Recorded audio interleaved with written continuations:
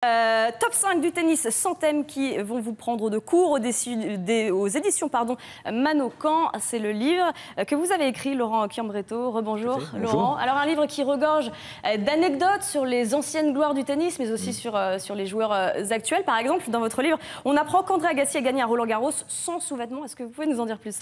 Oui, c'était pour son premier tour de Roland-Garros en 99. Donc le garçon avait tout amené. Il avait amené sa raquette, sa paire de pompes, sa femme. Donc tout était réuni pour que tout aille au mieux. Malheureusement, il avait oublié ses sous-vêtements. Et superstitieux comme il est, le garçon a malheureusement également remporté son premier match, ce qui fait que tout au long du tournoi, il va jouer sans sous-vêtements.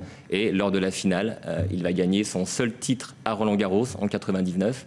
Et sans slip.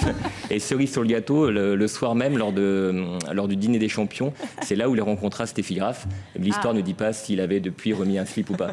Mais voilà, donc voilà, c'était pour l'histoire pour André, qui est assez sympa, quoi. Voilà, il y a plein d'anecdotes comme ça. Par exemple, je sais que vous savez que Wimbledon commence aujourd'hui. Il y a un finaliste à Wimbledon qui a été arrêté pour meurtre. Tout à fait, il s'agissait de Saint-Léger-Gould. Cela ne vous dit rien, normal. C'était le finaliste en 1879, donc ça ne nous rajeunit pas. Et il avait donc perdu en finale de Wimbledon, qui a été son seul titre de gloire, puisqu'après il a eu une reconversion un peu différente de Noah, un peu moins réussie, puisqu'il il se marie avec une Française, donc ça c'est plutôt signe de bon goût. Mais ensuite, il arpenta tous les casinos en se mariant avec cette Française. Et il tomba sur une richissime Scandinave au compte bancaire hypnotisant.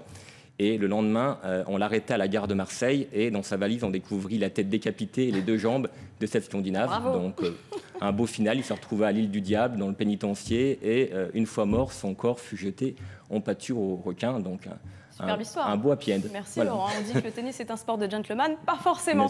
Alors aujourd'hui, on sait que les sportifs communiquent assez peu sur leur vie privée.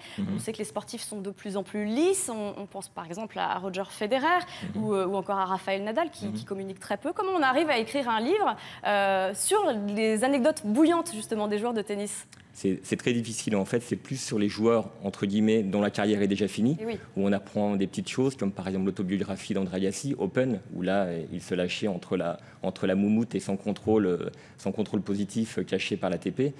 Pour ce qui est des joueurs actuels, j'ai l'impression quand même qu'on apprendra des choses une fois leur carrière terminée et pas avant.